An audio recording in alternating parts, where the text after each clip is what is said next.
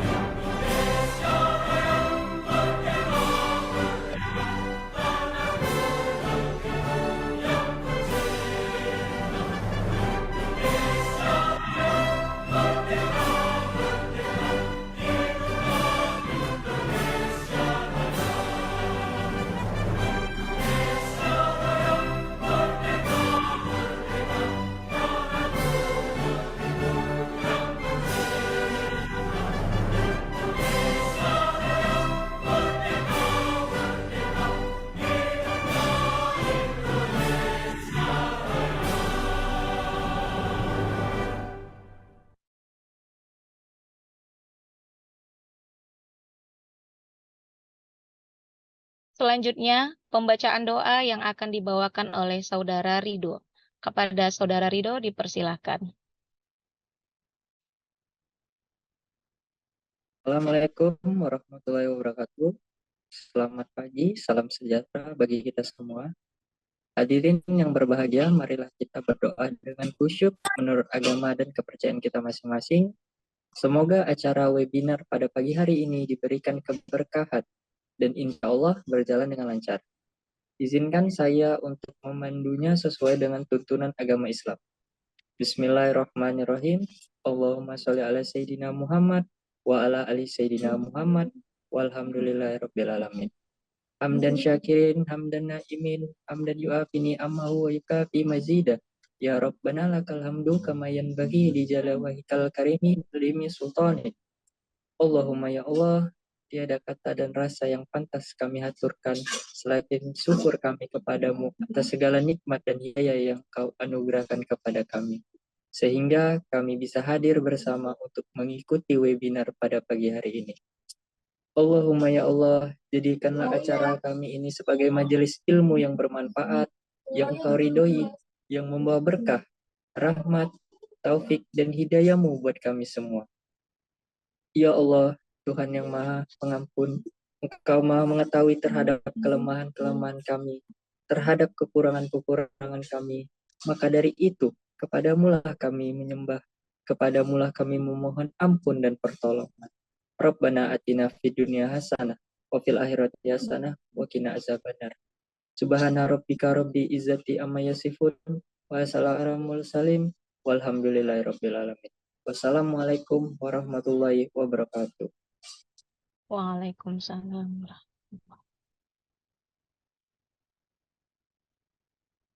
Baik, acara selanjutnya, kata sambutan dari Sekretaris Program Studi S1 Akuntansi Fakultas Ekonomi dan Bisnis Universitas Sumatera Utara kepada Ibu Risanti, SE MSI AKCE, dipersilahkan dengan segala hormat. Baik, terima kasih Ibu Munawarah. Assalamualaikum warahmatullahi wabarakatuh. Selamat pagi untuk semuanya. Pertama-tama yang saya hormati Ibu narasumber kita pada pagi hari ini, Ibu Widya Paramita, SM, SI, PSD. Terima kasih Ibu sudah memenuhi undangan kami bersedia membagi ilmu untuk kami di USU. Kemudian yang saya hormati juga seluruh dosen yang berhadir pada webinar pagi hari ini, juga seluruh mahasiswa yang kami sayangi yang berhadir di dalam Zoom webinar pada pagi hari ini.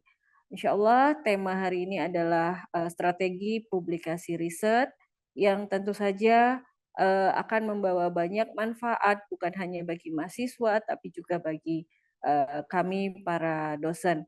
Mudah-mudahan apa yang akan disampaikan oleh Ibu narasumber kita pada pagi hari ini, Ibu Widya, membawa banyak kebaikan bagi kami, Bu, menambah ilmu bagi kami, bagaimana membuat publikasi riset yang lebih baik ke depannya.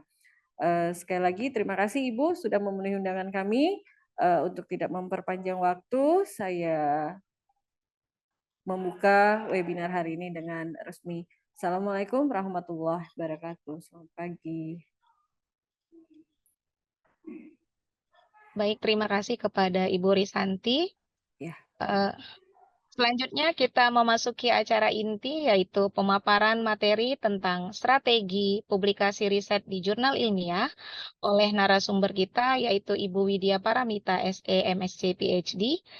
Dan adapun acara ini akan dipandu langsung oleh moderator kita, yaitu Ibu Maihana Bilkis Rangkuti, SE, MACC, AKCE, sebagai salah seorang dosen di program studi akuntansi. Kepada Ibu Maihana kami persilahkan. Oke, baik. Terima kasih kepada Ibu Munawaroh SEMSI sebagai MC pada pagi hari ini. Assalamualaikum warahmatullahi wabarakatuh. Selamat pagi pada Ibu narasumber, kepada Ibu Sekretaris Program Studi S1 Akuntansi, dan kepada para peserta yang hadir pada pagi hari ini. Baik, perkenalkan, saya Maihana Bilkis Rangkuti. Saya merupakan dosen pada program studi akuntansi Fakultas Ekonomi Bisnis Universitas Sumatera Utara. Senang sekali hari ini saya mendapat kesempatan untuk menjadi operator memandu kegiatan kita pada pagi hari ini, yaitu kegiatan series ke-12 dari Prodi Akuntansi dengan topik strategi publikasi riset di jurnal ilmiah. Sebelum kita memasuki acara, hari ini saya ingin membacakan CV narasumber kita pada hari ini. Narasumber kita pada hari ini yaitu Ibu Widya Paramita SE/MSI. Selamat pagi Ibu Widya. Senang sekali rasanya ada narasumber dari UGM ya. Ini alumni S2-nya Bu. Saya alumni S2, jadi senang sekali bertemu dengan akademisi dari kampus UGM juga. Nah, jadi sebelumnya saya ingin membacakan CV Ibu Widya Paramita, di mana Ibu Widya Paramita merupakan asisten profesor pada Fakultas Ekonomi dan Bisnis Universitas Gadjah Mada. Ibu Widya merupakan pemimpin redaksi Journal of Indonesian Economy and Business terindeks Scopus, juga bertugas sebagai Kepala Balai Unit Publikasi FEB UGM. Ibu Widya juga merupakan koordinator dari riset kewirausahaan, laboratorium manajemen yang mempromosikan riset kewirausahaan. Dan di sini jika saya melihat Ibu Widya memiliki publikasi 31 paper, jurnal yang terindeks. Jadi sewaktu saya melihat ini ya, khususnya beberapa judul dari publikasi Ibu Widya, semuanya terindeks bereputasi. Jadi kita di sini benar-benar bisa menggali ilmu, menggali informasi dari sosok Ibu Widya Paramita, menggali pengalamannya, mencari tahu informasi terkait trik dan strategi untuk bisa menembus jurnal bereputasi. Jadi Ibu Widya memiliki 31 paper yang terindeks, yang bereputasi pada jurnal yang bereputasi. Dan di sini Ibu Widya merupakan lulusan dari S1 Fakultas Ekonomi dan Bisnis UGM pada tahun 2008. Kemudian pada tahun 2011 Ibu Widya mengambil Master of Science in Marketing dari Universitas Seoul Nasional.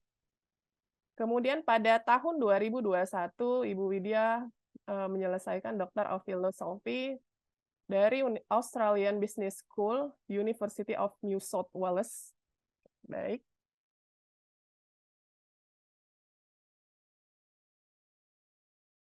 Mungkin mohon maaf, ini jangan baik.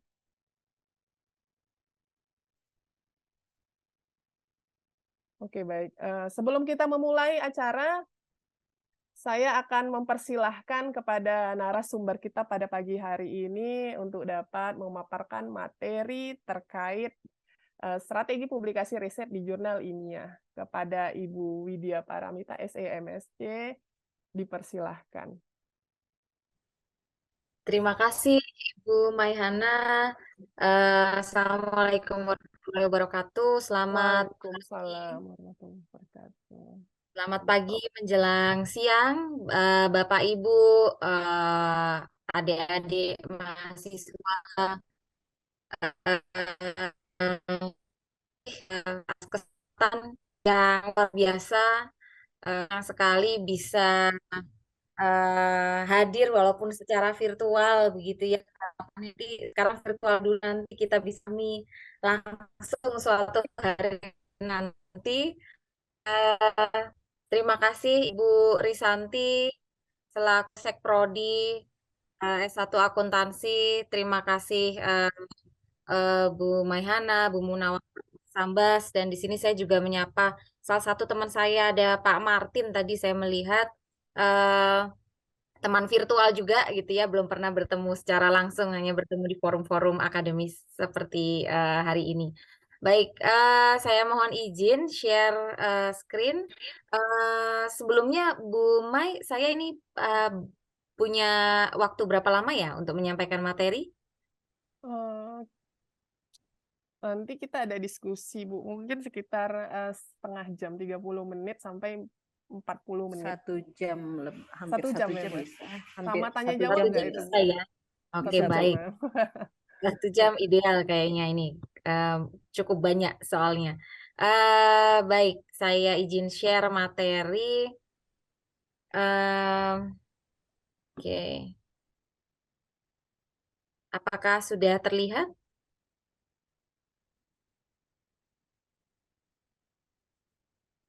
Bapak Ibu sudah Belum ya? terlihat, Bu. Belum muncul. Belum muncul. Oke, sudah Oh, muncul. sudah. Oke. Ya. Baik, ya. Jadi pada hari ini saya diberi amanah gitu untuk menyampaikan sedikit tips mengenai publikasi riset di jurnal ilmiah.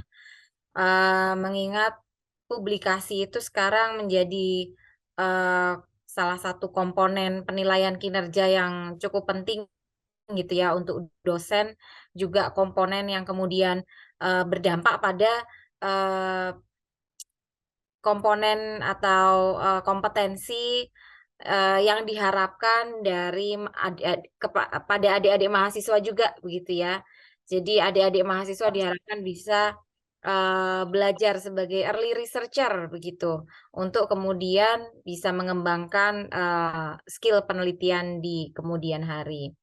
Nah, mungkin ketika kita melakukan penelitian ya itu kita sudah belajar banyak hal gitu ya. Tetapi publikasi itu sendiri ternyata merupakan satu proses yang berbeda tahap gitu ya. Bahwa ketika kita sudah menyelesaikan suatu penelitian gitu, kemudian outcome yang diharapkan tidak hanya sekedar bisa menyelesaikan penelitian itu sendiri, tapi juga kita harus bisa mempertanggungjawabkan penelitian itu kepada publik ya. Karena penelitian kita ini kan bisa berkontribusi pada pengetahuan, kepada mohon maaf ini kok Zoom saya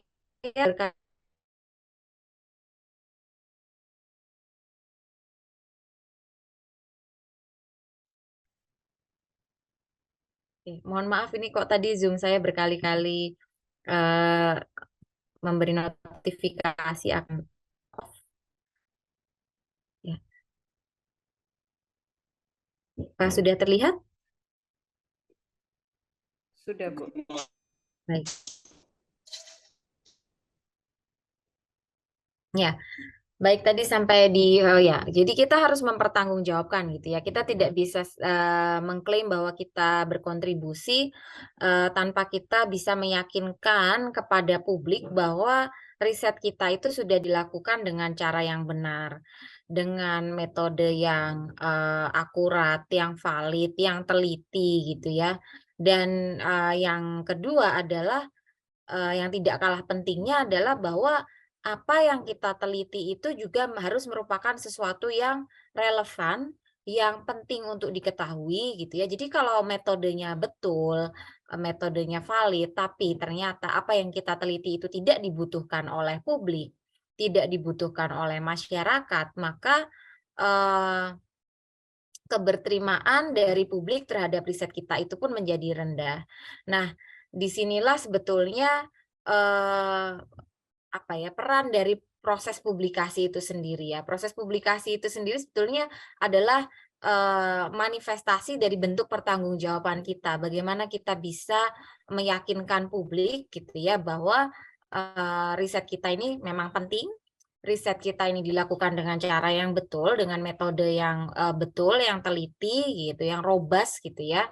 Nah, oleh karena itu publikasi ini menjadi bagian yang tidak kalah penting dari riset itu sendiri gitu ya. Kita mungkin bisa riset menyelesaikan riset, tapi ketika kita belum publikasi berarti belum ada garansi gitu ya bahwa riset kita itu memang sudah memenuhi 2 kriteria tadi gitu.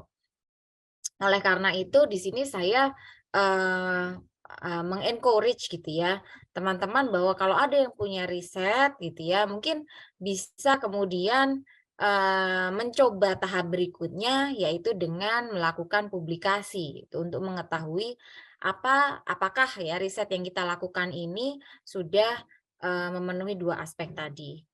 Nah, ya ini tadi sedikit perkenalan gitu ya. Tadi sudah disampaikan oleh Bu Maihana, jadi akan saya skip saja. Tapi mungkin sedikit kembali ke sini sedikit ya. Jadi saya akan menyampaikan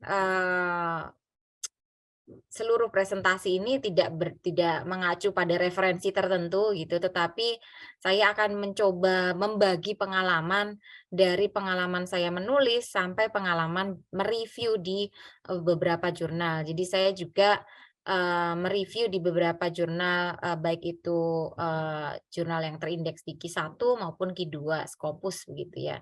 Ini nanti saya akan mencoba melihat dari dua perspektif tersebut. Kalau dari penulis itu bagaimana, dan dari reviewer itu bagaimana, apa yang diinginkan gitu ya. Baik. Nah, jika kita sudah punya riset ya, kita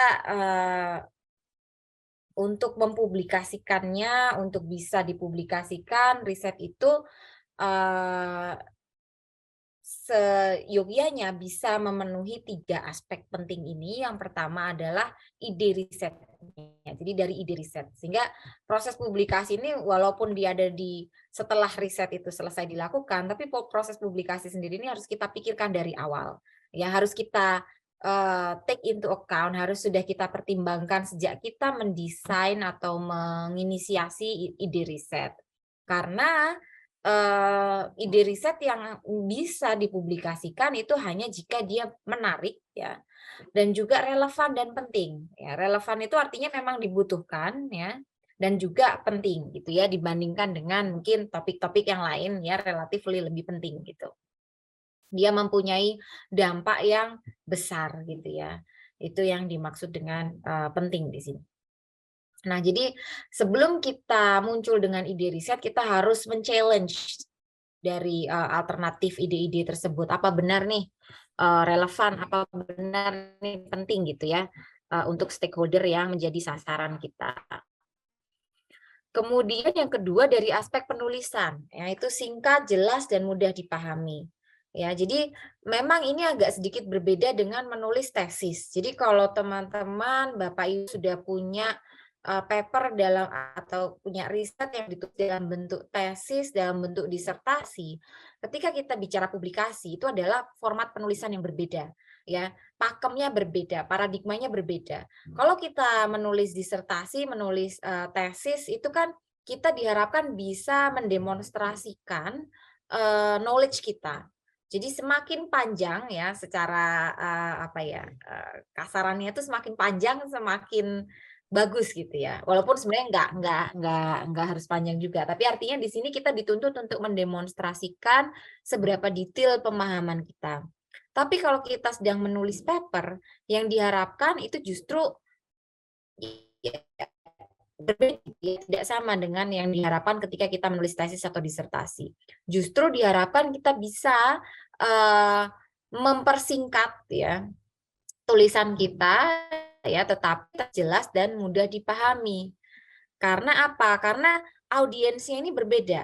Kalau kita menulis tesis dan disertasi itu audiensnya siapa? Dosen pembimbing, reviewer gitu ya, yang memang mereka dedicated untuk mereview tesis dan atau disertasi kita atau skripsi kita ya. Nah, untuk paper ini yang di-assign adalah reviewer yang mungkin mereview banyak ya, mereview banyak paper gitu ya, waktunya singkat, dan reviewer itu kan pekerjaan sukarela gitu ya.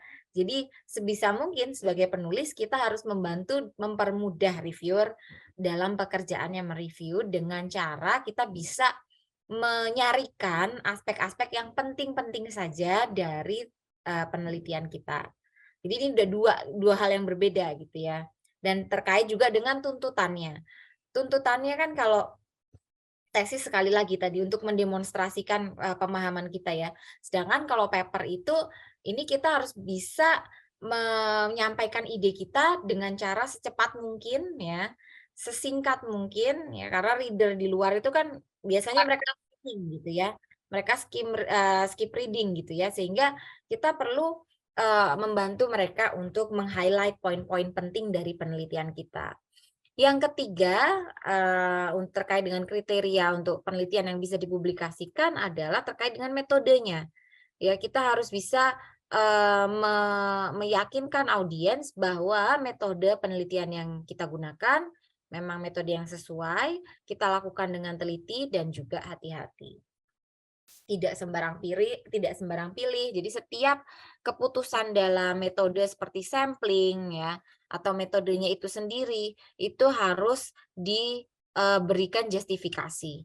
Kenapa ini, kenapa bukan itu? Kenapa sampling tekniknya ini, kenapa bukan itu? Kenapa kita memilih kriteria sampel seperti ini, kenapa bukan yang lain gitu ya. Semua itu harus diberi justifikasi. Oke, jadi dari 3 hal itu tadi saya akan mencoba untuk mengelaborasikan satu persatu. Yang pertama terkait dengan memunculkan ide penelitian.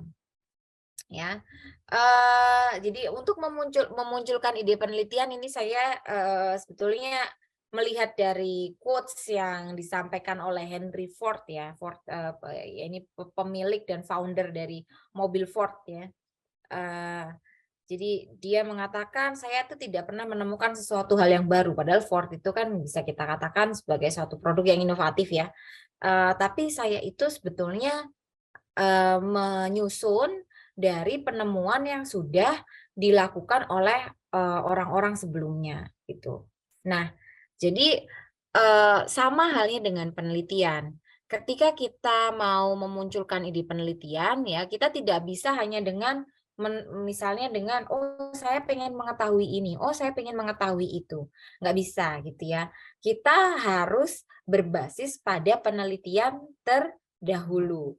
Ya, supaya apa? Supaya tidak reinventing the wheels gitu. Artinya sesuatu yang sudah ada kita teliti lagi. Kalau itu terjadi maka dampaknya tadi pada poin yang pertama, yaitu kontribusi penelitian kita akan menjadi lemah.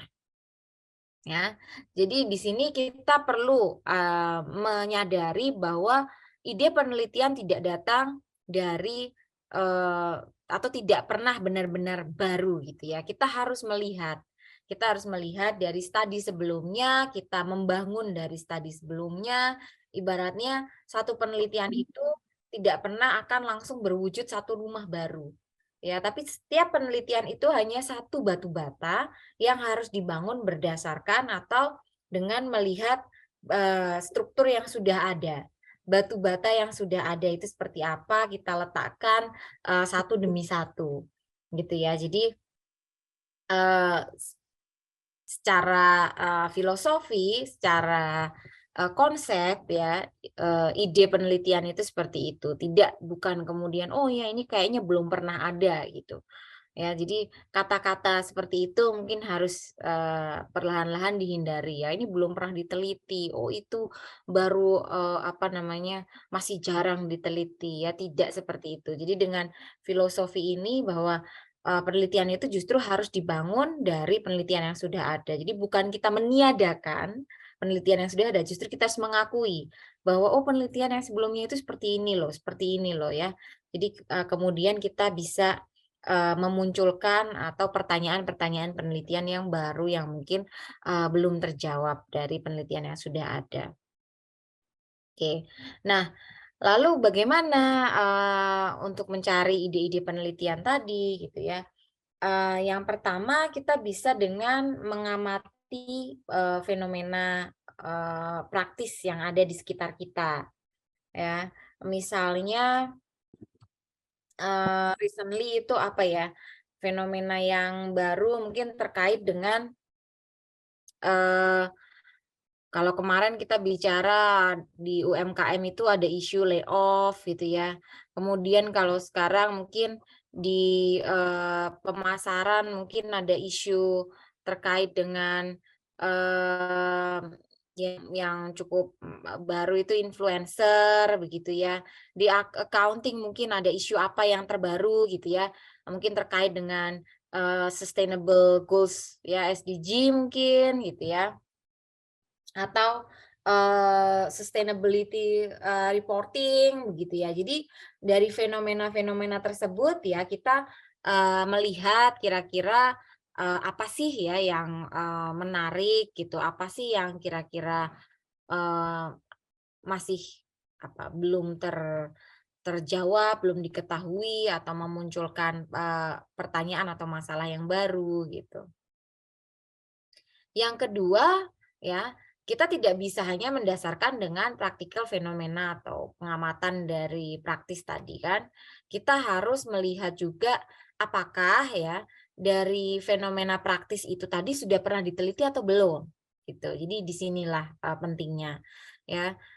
Kita harus melihat kalau sudah pernah ya sebenarnya jarang yang belum pernah diteliti sama sekali itu jarang.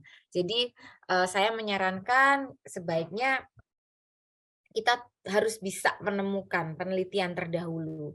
Ya, kira-kira apa saja yang sudah dilakukan, kemudian kita memberi pengakuan, oh penelitian sebelumnya itu seperti ini, gitu ya. Sehingga kita bisa mengetahui ada gap-nya di mana. Ya, jadi kalau saya biasanya menggunakan analogi seperti ketika kita menyusun puzzle. Ya, kalau kita mau menyusun puzzle ya, puzzle itu kan biasanya berantakan ya. Lalu kita mau menyusun untuk melihat kira-kira ada nggak ya puzzle yang hilang gitu. Misalnya ada butir puzzle yang hilang gitu ya. Kita mau mencari tahu nih mana yang hilang butir puzzle-nya.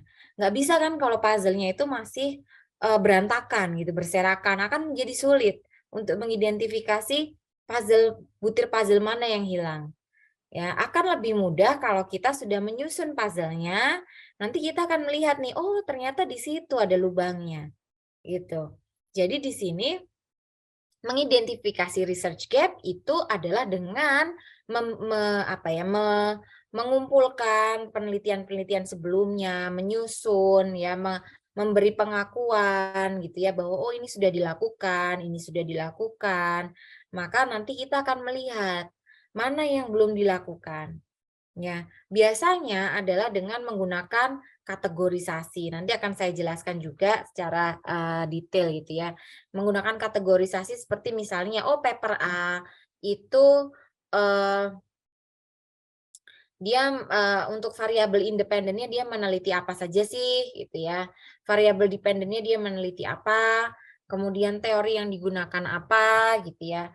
Lalu mungkin sudah ada belum variabel moderasinya, sudah ada belum variabel mediasinya. Nanti dari situ kita akan bisa mengetahui, oh ternyata ada lubangnya nih di sini, ada yang belum disentuh nih di bagian sini. Maka kita bisa bisa follow up gitu ya dengan meneliti di bagian tersebut. Kemudian yang ketiga, cara yang lain adalah dengan mengkombinasikan ide-ide yang mungkin awalnya tidak terkait gitu ya. Jadi ini sering saya lakukan juga karena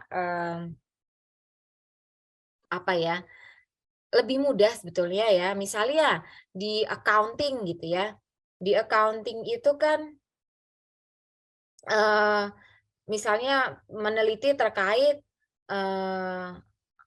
kalau di accounting itu biasanya sudah diakui bahwa ada karakteristik dari akuntan itu biasanya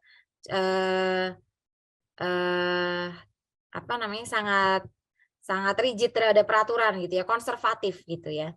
Nah, itu ada papernya mengatakan bahwa di akuntansi itu biasanya sangat konservatif. Nah, kemudian dikombinasikan misalnya dengan penelitian di entrepreneurship ya. Bagaimana dampak dari konservatisme ini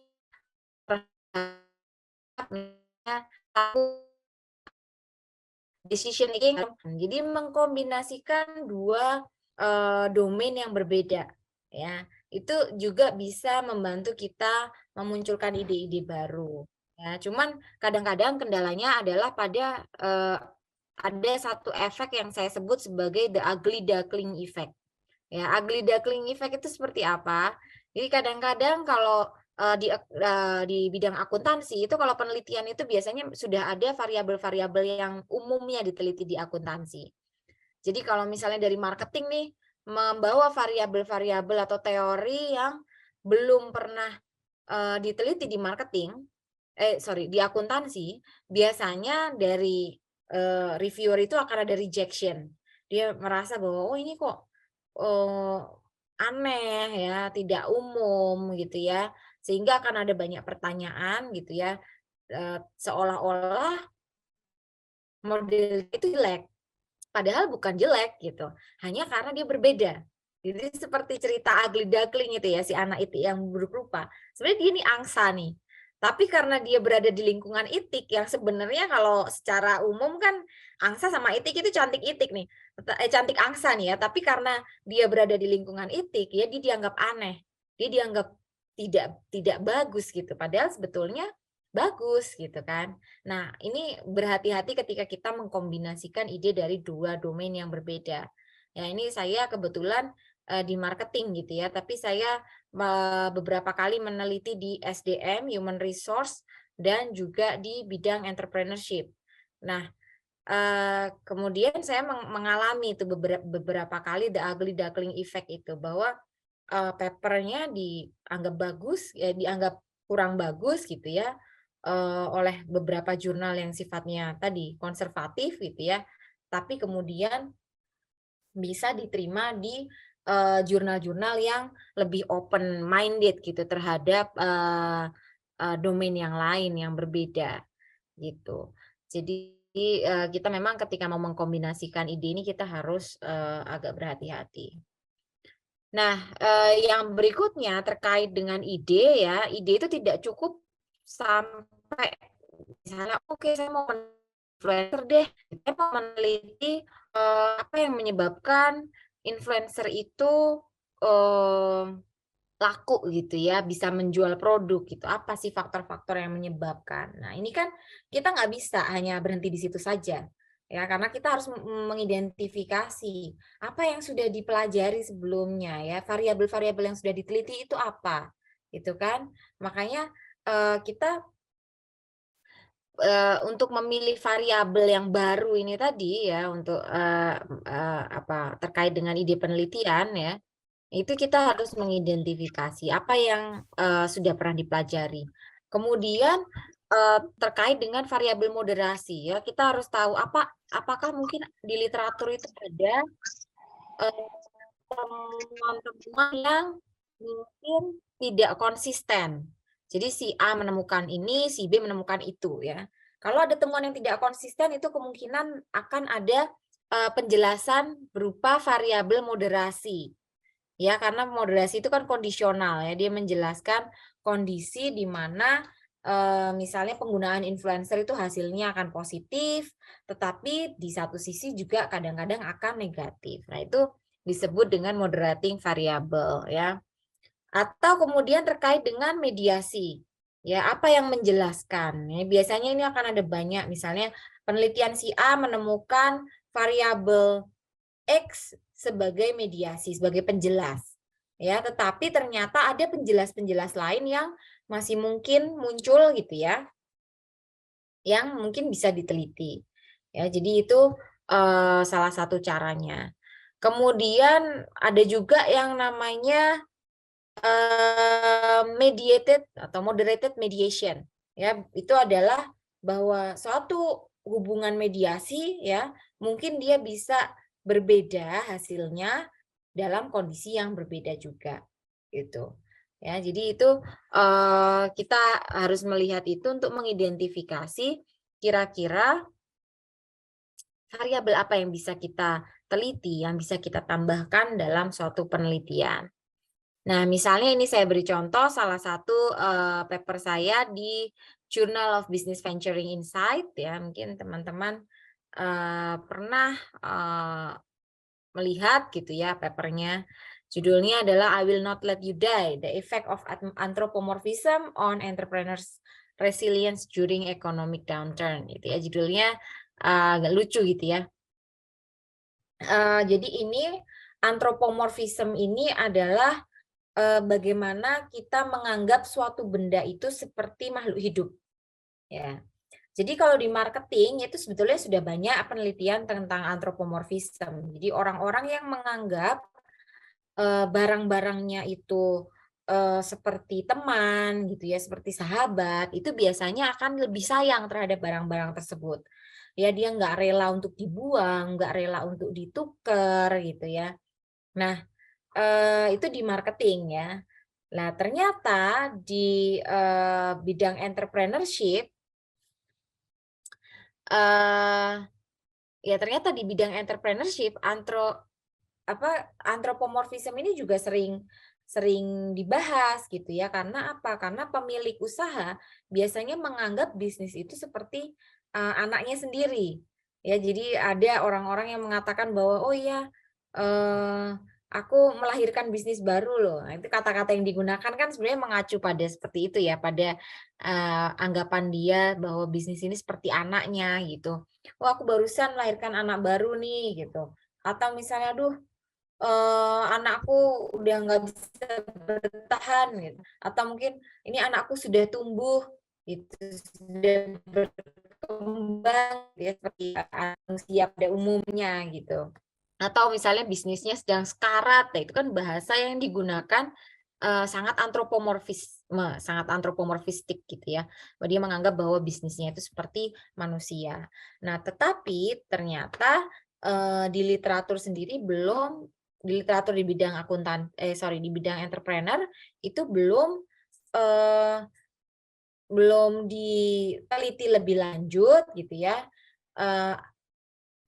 Dampaknya secara empiris itu bagaimana? Ketika seorang pengusaha dia menganggap bisnisnya seperti anak, itu maka apa dampaknya terhadap bisnis?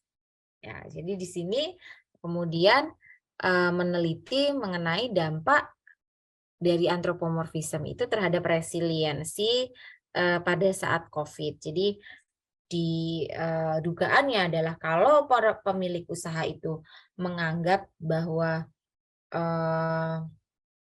bisnisnya itu sebagai anak atau makhluk hidup ya, maka dia akan cenderung lebih sayang terhadap bisnisnya, jadi nggak akan rela kalau bisnisnya ini sampai mati gitu. Jadi dia akan lebih bertahan. Nah, seperti itu. Jadi menggabungkan dua domain yaitu menjadi salah satu opsi alternatif untuk menjaring ide penelitian yang baru. Nah, ini ada beberapa cara ya untuk menemukan ide-ide baru, yaitu dengan mengaplikasikan pemikiran kreatif ya. Yang pertama dengan melakukan literatur review terlebih dahulu ya. Diusahakan untuk risetnya itu tidak lebih dari 5 tahun. Ya, karena ilmu marketing, ilmu bisnis itu kan berkembangnya kan cukup cepat ya. Jadi kalau bisa ketika literatur review, ketika mencari ide, itu kita membatasi pencarian hanya kurang dari 5 tahun. Ya, tapi kalau misalnya untuk literatur review, untuk pengembangan teori, itu lebih dari 5 tahun nggak apa-apa gitu ya. Tapi ketika Anda mencari ide, usahakan yang baru sehingga idenya pun juga fresh gitu ya, juga baru. Kemudian dari paper-paper yang sudah ditemukan bisa kemudian dibuat list gitu ya. Judul papernya apa, variabel-variabel yang diteliti itu apa gitu ya. Baru kemudian kita bisa memodifikasi. Ya, mungkin kalau di paper sebelumnya yang diteliti itu adalah variabel A, mungkin di paper ini kita bisa meneliti variabel B misalnya. Lalu berikutnya adalah ya meneliti dimensi yang berbeda ya dari suatu masalah gitu. Misalnya dilihat dari sudut pandang yang berbeda gitu ya. Itu juga akan membantu kita. Misalnya saya pernah meneliti mengenai etika ya.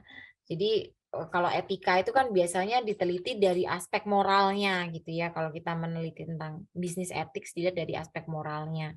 Nah, tapi ada teori yang mengatakan bahwa emosi positif atau perasaan bahagia itu bisa membuat orang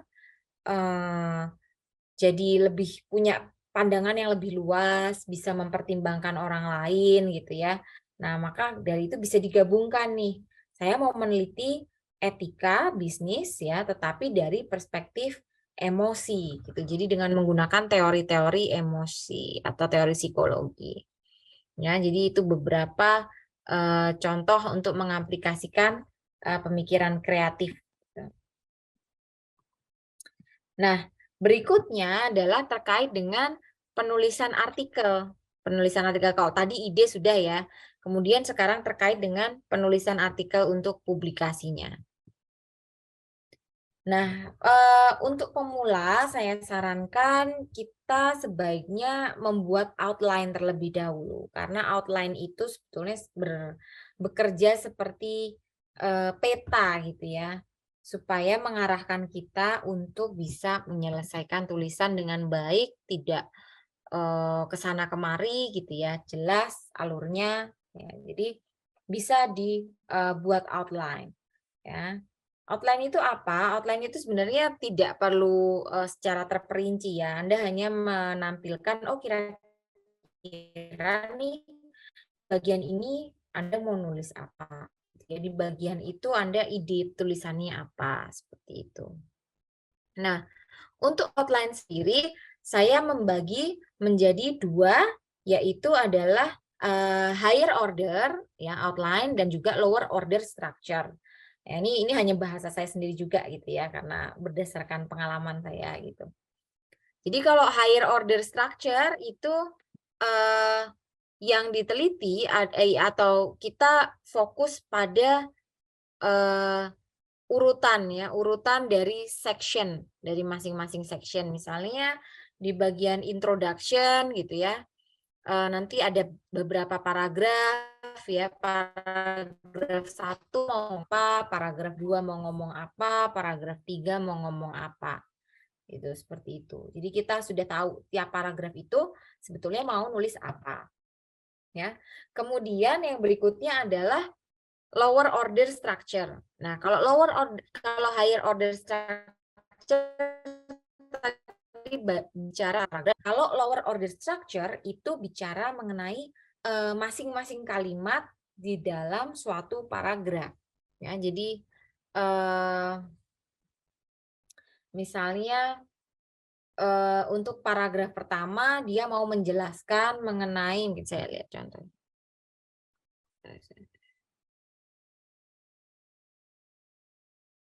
Ya, mungkin di paragraf pertama dia mau menunjukkan bahwa dampak dari COVID terhadap tutupnya perusahaan itu sangat besar gitu ya. Jadi di paragraf pertama saya mau nulis itu. Nah, lalu kalimat pertamanya itu tentang apa nih? Gitu. Kalimat keduanya tentang apa? Kalimat ketiganya tentang apa dalam satu paragraf itu?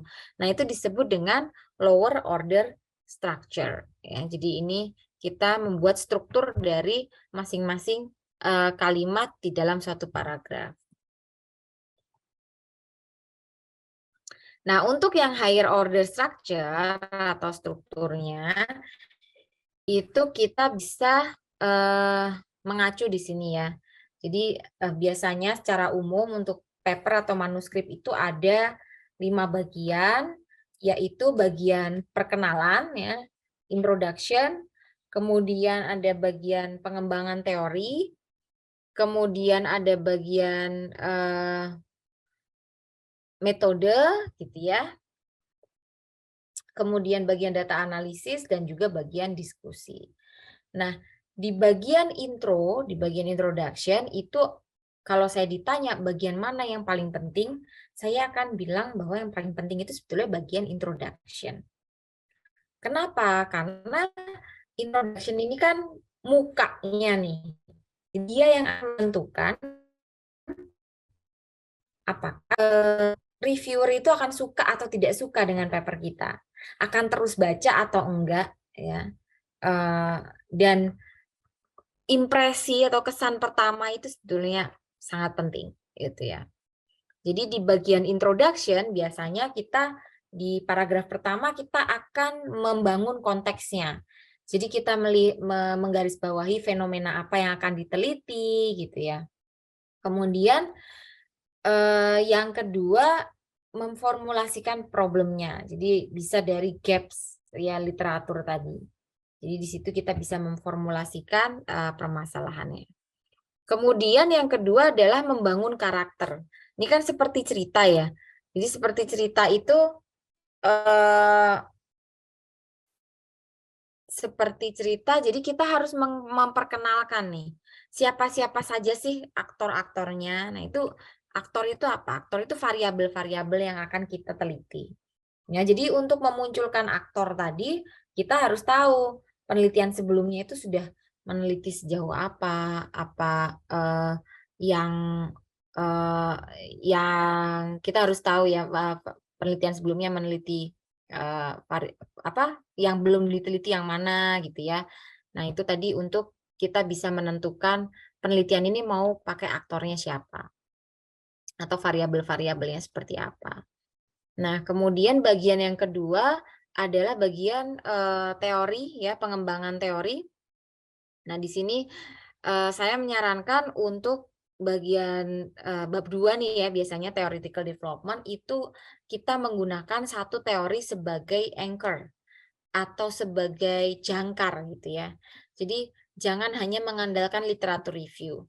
Kalau kita sudah punya teori yang kuat yang kita pakai ya, itu akan lebih aman dari serangan reviewer. Kenapa? Karena kita udah mantep nih, oh saya tuh berdasarkan teori ini gitu ya. Jadi kalau reviewer mengatakan bahwa kan ada teori B, kan ada teori C, kenapa nggak teori D, kenapa nggak yang lain gitu. Nah itu kita sudah punya pijakan yang cukup kuat, cukup stabil gitu ya. Oh saya pakai teori ini kok gitu ya. Jadi nggak bisa tuh dilihat dari sudut pandang yang lain karena memang saya sudah memilih satu teori A ini gitu. Ya, jadi seperti itu. Kemudian teori ini juga tidak kalah penting karena dia yang akan membantu kita membangun cerita. Ya kan, kita mungkin bisa memilih variabel-variabel, tapi relationship antar variabel itu ya akan lebih kuat jika dibangun dengan teori gitu ya. Misalnya teori A mengatakan bahwa orang yang teori ini teori broaden and build of positive emotion misalnya. Dia mengatakan bahwa orang yang bahagia, yang merasakan emosi positif, dia akan bisa mempertimbangkan orang lain, ya, mempunyai pemikiran yang lebih terbuka, gitu. Sehingga akan membuat dia lebih etis, ya, akan membuat dia lebih kreatif, begitu kata-kata dari broaden and build of positive emotion. Maka kita bisa menghubungkan, ya, antara satu variabel dengan variabel lain berdasarkan teori tersebut, ya. Jadi itu membantu kita memperkuat justifikasi. Kemudian metode, ya, metode ini bisa mencangkup konteks penelitiannya,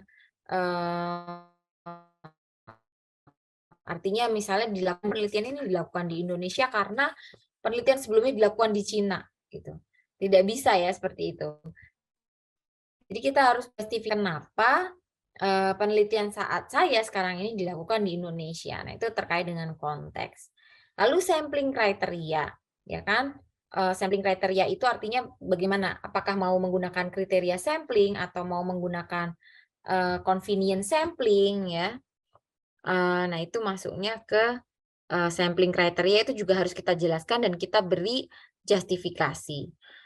Kemudian keputusan terkait dengan metodenya, ya, itu juga harus di backup, ya, melalui argumen yang kuat. Lalu data analisis, ya, kita harus bisa menunjukkan bahwa data analisis kita lakukan secara detail, ya. Kemudian hasilnya juga kita sampaikan secara singkat.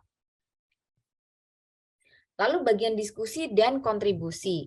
Ya, diskusi dan kontribusi ini seringkali yang saya lihat adalah adanya upaya yang melemah. Jadi waktu di bagian depan masih semangat nih nulisnya, masih semangat nih risetnya, udah sampai bab 4, bab 5, nulis discussion itu kemudian hanya copy paste dari temuan penelitiannya. Ya, padahal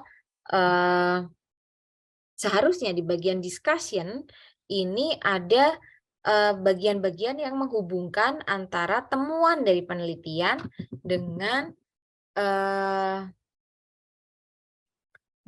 studi sebelumnya gitu ya, atau bagaimana temuan dari penelitian saat ini bisa berkontribusi pada literatur ya. Jadi seperti itu.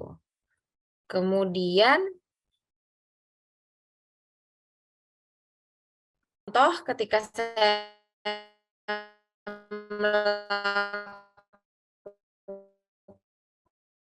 melakukan nggak bisa dibuka nih. Sebentar ya, jadi ini ya terkait dengan lower order dan higher order tadi. Jadi untuk membuat higher order outline ya, kita bisa menggunakan fitur ini di Word ya. Dan Bapak Ibu yang sudah ada, misalnya kita bisa menggunakan fitur ini, home, kemudian view ya, ini menggunakan view, kemudian outline gitu ya. Kemudian kita bisa meminta dia untuk menunjukkan first line only. Jadi nanti akan muncul setiap paragraf ya, itu nanti akan muncul kalimat pertamanya apa. Makanya saya sarankan untuk pemula mungkin inti dari kalimat itu bisa diletakkan di bagian paling atas. Ya, jadi nanti akan lebih mempermudah untuk melihat struktur penulisannya. Nah, kemudian kalau sudah jadi struktur yang higher order, kita bisa masuk ke struktur lower order. Kita unklik nih tadi show first line only-nya, sehingga kita akan melihat teksnya secara penuh untuk masing-masing paragraf ya. Bisa kita sesuaikan. Oh, ternyata tadi paragraf pertama intinya adalah tentang bagaimana dampak dari COVID ya terhadap apa namanya?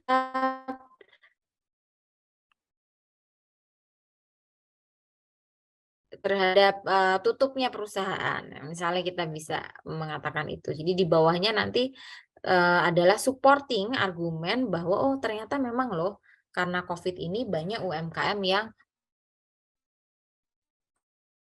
kemudian gulung tikar. Kita memikirkan important role in the economy development as employees, bla bla bla. Ya, jadi nanti di paragraf kedua kita juga bisa unklik ya, kemudian nanti kita bisa melihat inti dari isinya itu seperti apa. Oke, nah kemudian kita kan tadi saya sampaikan di awal bahwa ide kita itu harus relevan dan penting ya. Jadi kita harus menunjukkan itu di bagian introduction. Kita misalnya dengan ini recency atau kebaruan, yaitu akan membantu kita untuk meyakinkan pembaca bahwa penelitian kita ini memang benar-benar penting. Atau misalnya terkait dengan number of statistik ya. Jadi di sini kita bisa tulis bahwa Asian Development Bank has reported that 31.2 million small and medium enterprise in Indonesia closed their business permanently due to COVID-19. Ya, jadi itu impact-nya betul harus diteliti nih karena ternyata dampaknya itu besar itu. Nah, kemudian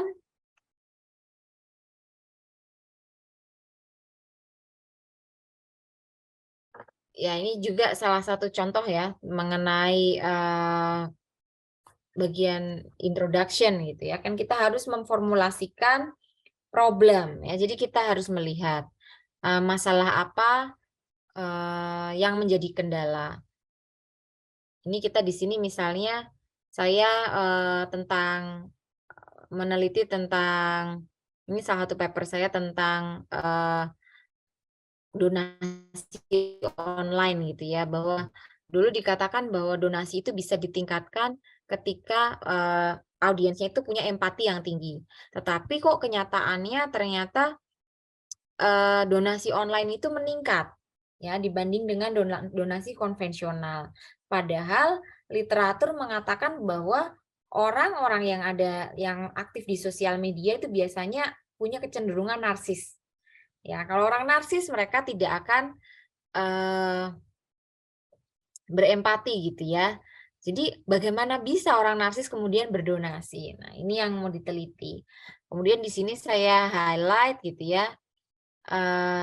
The trend mentioned above in online donation seems to contradict existing literature on the characteristic of young people and social media user. Jadi di sini ada permasalahan.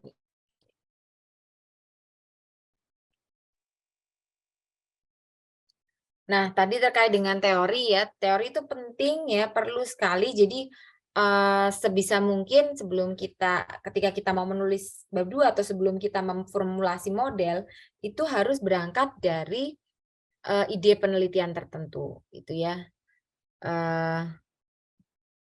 Ya, jadi harus berangkat dari satu teori tertentu. Jadi jangan hanya sekedar kita cemplung-cemplungkan gitu ya, tidak hanya sekedar kita oh iya ini berdasarkan literatur ini ya, hubungannya ini dengan gitu. Tapi kita menggunakan satu teori yang spesifik, kita pilih karena teori itu kan sesuatu yang sudah robust ya, sudah terwujud suatu fenomena, memotret suatu fenomena. Jadi saya sarankan dengan adanya teori itu nanti akan memudahkan kita untuk mempertanggungjawabkan gitu. Ya, ini tadi terkait dengan paper anthropomorphism ya. Jadi ini di bagian 2, di bagian teorinya itu bisa dilihat di sini. Anthropomorphism itu dilihat sebagai individual factor of social cognitive theory. Jadi di sini yang kita gunakan adalah teori sosial kognitif teori atau teori sosial kognitif sosial gitu, yang mengatakan bahwa perilaku atau sikap seseorang itu dipengaruhi oleh aspek individu dan aspek kontekstual ya. Jadi di sini anthropomorphism itu dipandang sebagai aspek individunya. Jadi dijelaskan gitu ya bagaimana teori ini bisa dikaitkan dengan fenomena yang diteliti. Lalu di bagian bawah ya, ini mengelaborasi studi sebelumnya yang menghubungkan antara anthropomorphism dengan perilaku-perilaku yang ada di konteks pemasaran. Ya, jadi nanti itu yang akan kita adaptasi atau kita modifikasi di paper ini. Kemudian berikutnya adalah terkait dengan metode penelitian. Ini tadi sudah seperti saya sampaikan bahwa metode penelitian ini harus sangat teliti dan harus punya judgement gitu ya, punya argumen kenapa kita memilih. Ya, ada kadang-kadang saya menemukan peneliti yang berpikir bahwa metode itu harus canggih, harus yang paling baru. Enggak, gitu. Yang baru itu yang baru, yang relevan itu cukup topiknya saja. Kalau metode gimana? Metode itu kan hanya alat ya. Jadi kalau misalnya alat lama masih bisa digunakan, ya pakai aja alat lama gitu. Kecuali ternyata alat lamanya sudah tidak bisa digunakan, maka kita akan harus membeli alat yang baru. Ya, jadi ini metode tidak usah terlalu dipermasalahkan. Saya cuma bisa survei, enggak apa-apa gitu ya. Jadi ini tergantung pada tujuan penelitian. Survei is oke kalau memang tujuannya tidak untuk mencari efek sebab akibat misalnya. Kalau mau mencari efek sebab akibat ya pakai eksperimen. Kemudian harus ada supporting argumen ya. Kalau kita memilih satu konteks studi tertentu, misalnya saya mau studi di Indonesia atau di lingkup yang lebih kecil lagi gitu, saya harus memberi justifikasi kenapa konteks tersebut disetujui. Kemudian berikutnya adalah terkait dengan sampling method ya, ada judgment, random, convenience ya. Kira-kira kita mau pilih yang mana, kenapa kita pilih itu, kenapa bukan yang lain, gitu ya. Itu harus diberi penjelasan.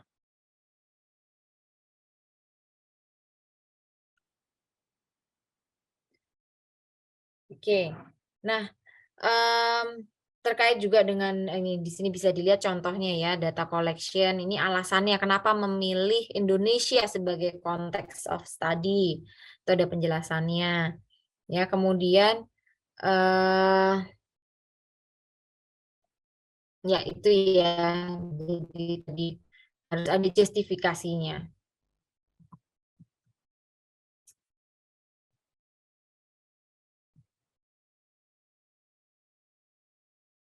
Sorry.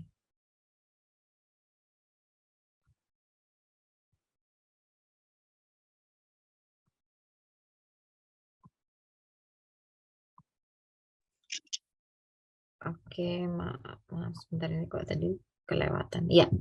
Oke, nah kemudian terkait juga pemilihan skala. Ini kalau di manajemen itu banyak ya menggunakan skala. Nah kalau accounting mungkin biasanya menggunakan data historical gitu ya, atau data sekunder ya.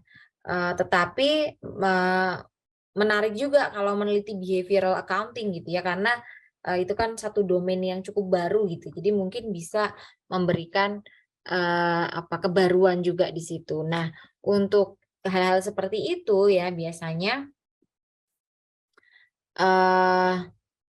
kita bisa menggunakan behavioral accounting, kita bisa menggunakan survei. Jadi ini nanti event-event research method ini akan menjadi relevan ya. Misalnya kita memilih akan menggunakan alat ukur apa ya, measurementnya seperti apa gitu kan. Ya, apakah akan menggunakan multiple item atau single item atau menggunakan apa gitu ya. Jadi alat ukurnya juga harus dipilih yang sesuai. Kemudian cuma aja sih terkait item-itemnya. Tentang data analisis ya, data analisis itu kan secara umum bisa dilakukan kualitatif dan kuantitatif ya. Jadi di bagian data analisis sebelum kita menyampaikan hasil akhirnya, kita juga harus menyampaikan analisis psikologi atau psikometrik ya, terkait dengan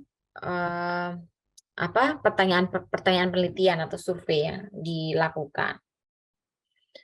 Kemudian kita juga harus mengukur common method bias. Nah, ini yang jarang ditampilkan. Seringkali ini hanya menjadi wacana gitu ya, tapi masih banyak yang belum menampilkan ini. Padahal ini biasanya dicari nih oleh reviewer karena ini menunjukkan bahwa memang hasil yang kita temukan itu valid gitu. Ya, tidak terganggu oleh common method bias. Common method bias itu memang umum terjadi di survei ya, terutama misalnya ketika kita minta si responden itu menjawab IV-nya, DV-nya, dan mediasi dalam satu waktu. Ya, biasanya akan ada common method bias ini. Common method bias ini artinya ada hal lain di luar variabel yang diteliti yang mempengaruhi hubungan antar variabel gitu. Kemudian ya untuk analisis data itu juga tiap studi itu juga akan berbeda-beda ya.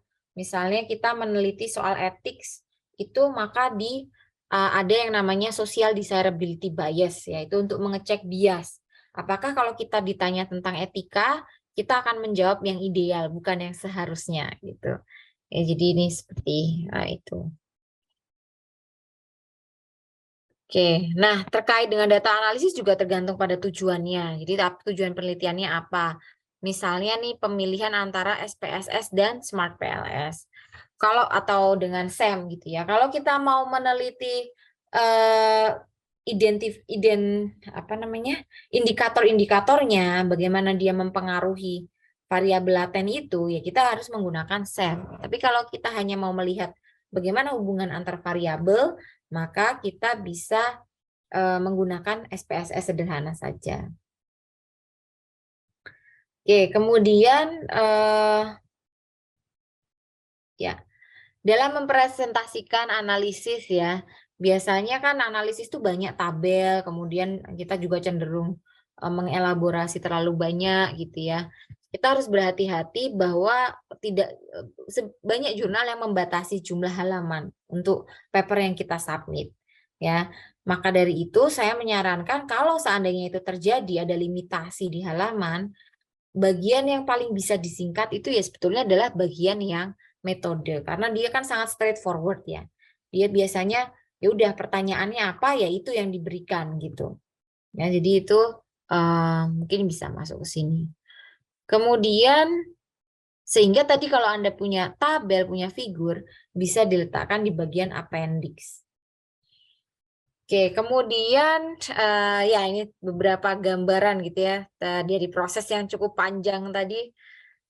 Menulis paper memang suatu hal yang tidak mudah gitu ya, apalagi kami harus memprioritaskan ya, paling tidak dalam 1 tahun itu kan ada 1 paper ya, hasil dari penelitian kita. Oke. Kemudian di bagian discussion, nah ini kalau di awal-awal semangat nulisnya di bagian discussion ini sudah mulai menurun ya, jadi yang ditulis itu cuma diringkas saja. Padahal enggak, kita tuh mau melihat gimana nih kira-kira temuan dari tadi ini tuh bagaimana kalau dibandingkan dengan temuan yang lain gitu ya. Nah itu yang perlu digarisbawahi. Kemudian temuan ini berbeda atau sama dengan penelitian yang lain, ya, seperti itu. Oke.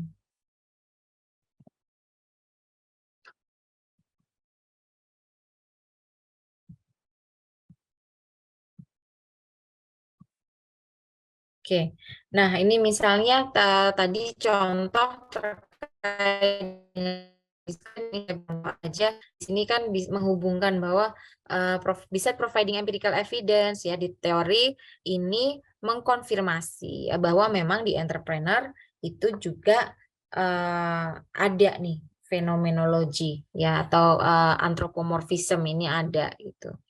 Kemudian juga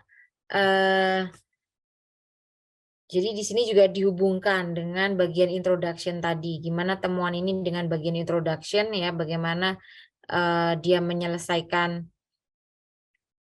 bagaimana temuan ini ya tadi terkait dengan dengan penelitian sebelumnya itu bagaimana, apakah konsisten atau tidak ya. Jadi kita menghubungkan kembali dengan introduction. Di introduction kan tadi kita paparkan tujuan penelitiannya apa, kemudian penelitian sebelumnya bagaimana. Nah, di bagian discussion ini justru kita memfollow up lagi di bagian introduction tadi. Kita memberikan follow up, oh hasil penelitianku dibandingkan dengan literatur sebelumnya itu seperti apa. Jadi harus digas lagi nih semangat untuk menulisnya ketika sudah sampai di discussion, kemudian menurun gitu ya Bapak Ibu dan adik-adik. Oke, lalu di bagian discussion kita juga harus melihat bagaimana penelitian kita, paper kita itu bisa dimanfaatkan untuk baik pembuat kebijakan maupun pemilik bisnis maupun juga praktisi. Oke, baik. Saya rasa udah agak kelewatan ini. Semoga Bapak Ibu masih stay tune di sini. Saya kembalikan ke Ibu Maihana. Baik, terima kasih atas paparan materi yang sudah disampaikan oleh Ibu Widya. Baik, sebelum kita memasuki sesi tanya jawab, saya ingin diskusi sebentar nih Bu terkait dengan publikasi Ya, karya ilmiah. Nah, jadi tadi juga saya mendengar berulang-ulang ada disampaikan bahwasanya riset yang kontribusi riset ini, riset yang kita ajukan, yang kita tulis itu harus jelas bagaimana permasalahannya, ide riset, kemudian literatur reviewnya. Apakah jika riset yang kita tulis mengacu justifikasi nilai kebaruannya itu pada teorinya gitu. Dasar risetnya itu kebaruan dari teori yang akan kita gunakan. Mungkin improvisasi seperti itu, Bu. Apakah itu bisa menjadi nilai kebaruan pada riset kita, terutama di introduction-nya, Bu, introduction. Nanti Oke. berarti nanti di teoretikalnya kita tetap mengacu pada teori yang sudah ada. Itu bisa menjadi kebaruan riset tidak, Bu? Baik. Ya, terima kasih Mbak Mei pertanyaannya. Ya, jadi saya sering juga menemukan beberapa paper ya yang mengangkat kebaruan dari teorinya. Tetapi kemudian pertanyaan saya adalah apa yang membuat kita harus menggunakan teori yang lain gitu. Ya, artinya sebetulnya kalau dijawab bisa atau enggak bisa gitu ya, tetapi tergantung pada bagaimana memang penggunaan teori yang lain itu dibutuhkan atau tidak gitu. Kalau ternyata dari kajian literatur teori yang selama ini digunakan itu sudah bisa menjawab berbagai macam permasalahan gitu ya yang ada, ya berarti kan kita nggak perlu teori ya, nggak perlu teori lain, artinya teori ini aja udah cukup gitu untuk menjelaskan. Nah, kecuali memang ada kebutuhan. Oh, ternyata kok teori ini tidak bisa menangkap ya, adanya fenomena yang lain ya, misalnya tadi teori misalnya tadi ketika saya meneliti antropomorfisme ya menggunakan sosial kognitif teori. Sosial kognitif teori itu kan sebenarnya teori lama ya yang sudah sering sekali digunakan gitu. Nah, tetapi karena saya melihat memang masih relevan ya berarti nggak butuh nih teori payung yang baru gitu. Jadi saya tetap menggunakan itu. Nah, beda halnya dengan tadi misalnya ketika saya meneliti bagaimana pengaruh emosi terhadap perilaku etis seseorang misalnya. Nah, ini kan tidak bisa dijawab dengan teori pengambilan keputusan beretika. Ya, karena teori pengambilan keputusan etika itu biasanya menggunakan logika. Ya, tidak atau menggunakan rasional ya, pendekatan rasional bukan pendekatan emosional. Jadi maka saya nggak bisa tuh menggunakan teori thinking, ethical decision making itu nggak bisa. Jadi saya harus menggunakan teori yang menjelaskan tentang emosi. Nah, disinilah kemudian baru saya memilih teori yang baru, yang itu juga bisa sebagai kebaruan gitu. Ya, jadi bukan masalah bisa atau tidak ya, tapi apakah memang dibutuhkan atau tidak gitu ya. Jadi ya, makanya ini tadi kembali ke poin pertama. Kebaruan itu tidak hanya sekedar baru, tapi dia harus relevan dan harus important. Gitu. Dia harus relevan dan harus penting ya. Bahkan sesuatu yang baru saja tidak cukup ketika itu tidak memberikan manfaat, tidak relevan dan tidak penting-penting amat gitu. Jadi itu ya harus memenuhi ketiga persyaratan itu sekaligus.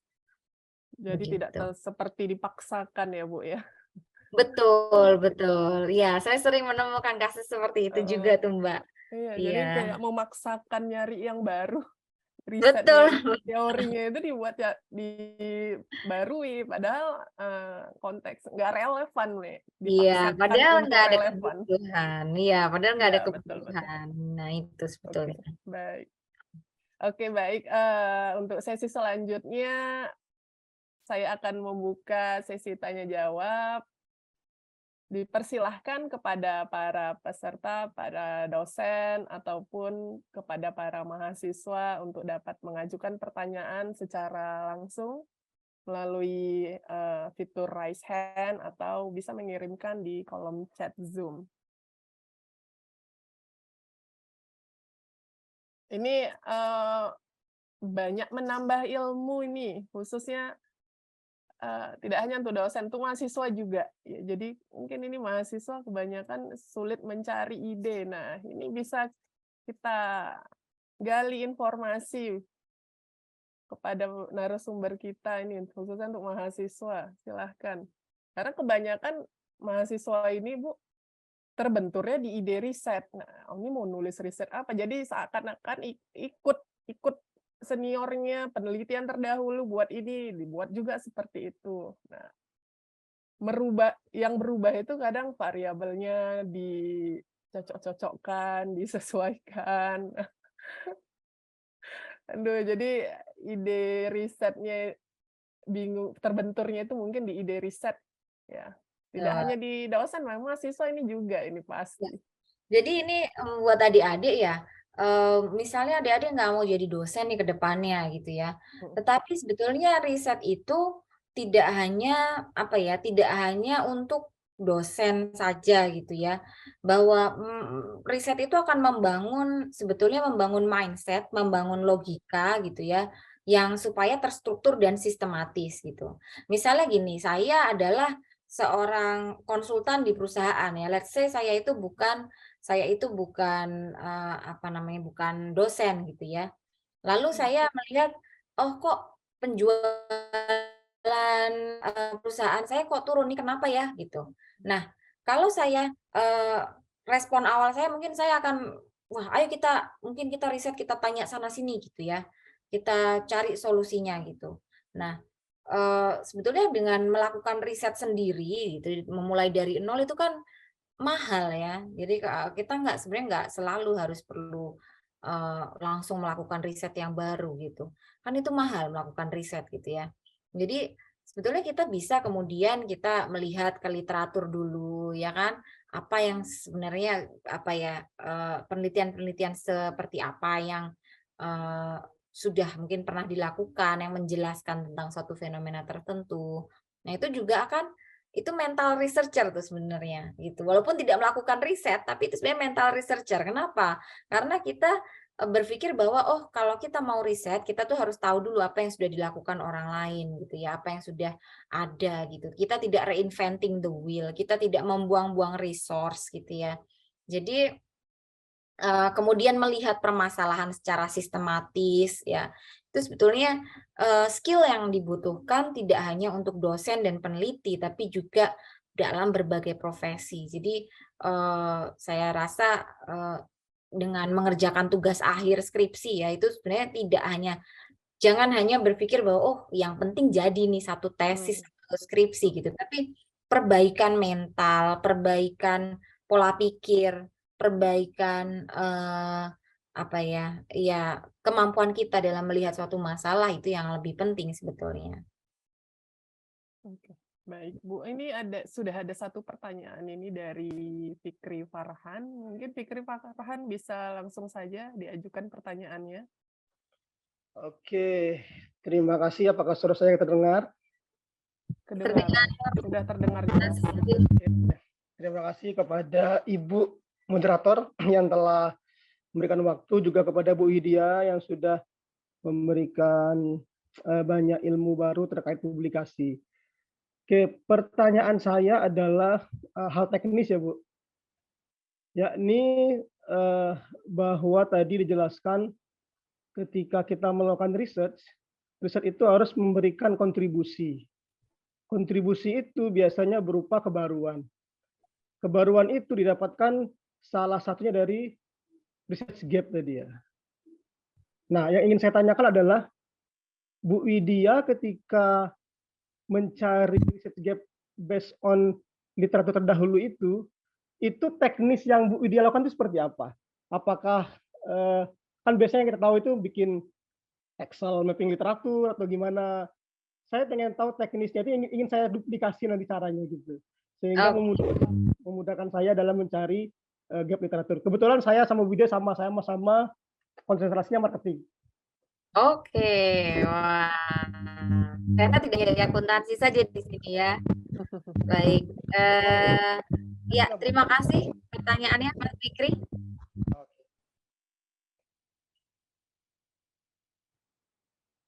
Apakah boleh pertanyaan kedua, boleh nggak? Dipersilahkan. Oke, pertanyaan kedua terkait ketika kita publikasi ke jurnal yang berputasi, biasanya kan kita harus deal sama reviewer. Nah, biasanya ketika bertemu reviewer itu intinya gimana sih tipsnya biar kita tuh ketika dapat reviewer yang agak galak itu kok nggak langsung down gitu, Bu. Jadi tetap semangat itu seperti apa? Kadang reviewer internasional tuh kadang kan kata-katanya kadang menyakitkan itu. Ya, guys. Seperti itu. Terima kasih. Assalamualaikum warahmatullahi wabarakatuh. Waalaikumsalam warahmatullahi wabarakatuh.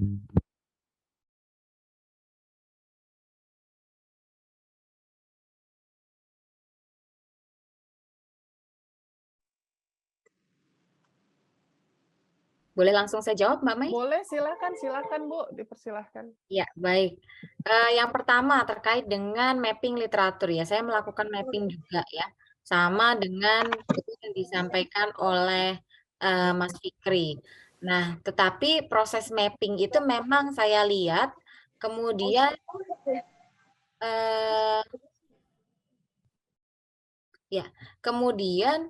sering mahasiswa itu kemudian kesulitan mentranslate dari map itu menjadi sebuah insight atau menjadi sebuah ide riset. Ya, jadi saya lihat, wah ini mappingnya sudah bagus, sudah detail, tetapi kemudian ketika ketika mengarah ke ide penelitian, yang digunakan itu nanti hanya 1 atau 2 jurnal digabung lagi kayak tadi disampaikan oleh Bu Mai gitu ya. Kemudian variabelnya digabung-gabung gitu. Wah, saya ini kayak sayang sekali ini ya kok padahal literatur reviewnya sudah detail, banyak sekali paper yang dibaca. Mungkin itu serba bingung gitu ya. Akhirnya mana mau digimanain nih, banyak sekali gitu kan.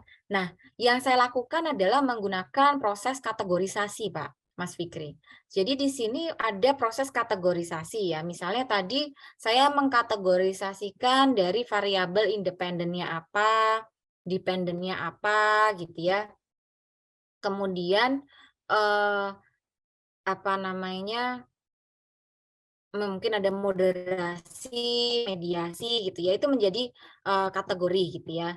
Nanti kemudian saya lihat satu persatu gitu ya, mungkin dari independen variabelnya nih.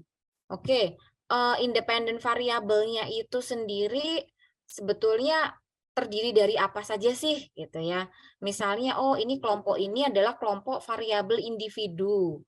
Kelompok ini adalah kelompok variabel yang terdiri dari variabel lingkungan atau konteks gitu.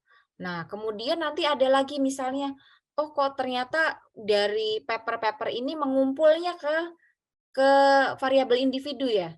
Oh, berarti di variabel lingkungan ini ternyata banyak mungkin masih belum digali nih gitu. Kemudian dilihat lagi secara detail gitu ya. Yang sudah digali apa, yang sudah dilihat apa. Kemudian nanti dilihat temuannya seperti apa gitu ya. Temuannya seperti apa. Jadi betul-betul dipetakan satu persatu. Tapi ada proses yang penting yaitu adalah kategorisasi. Kalau kita tidak mengkategorisasikan dari temuan-temuan dari artikel tersebut, akan sulit kita, akan banyak sekali itu. Jadi kalau kita kelompokkan itu nanti akan mengerucut jadi lebih sedikit. Ya, jadi akan lebih mudah kita untuk melihat mana yang belum berkembang. Jadi seperti proses literatur review, structure literatur review kalau dengan SLR itu ya, kan itu kan biasanya kan kemudian ada mapping ya.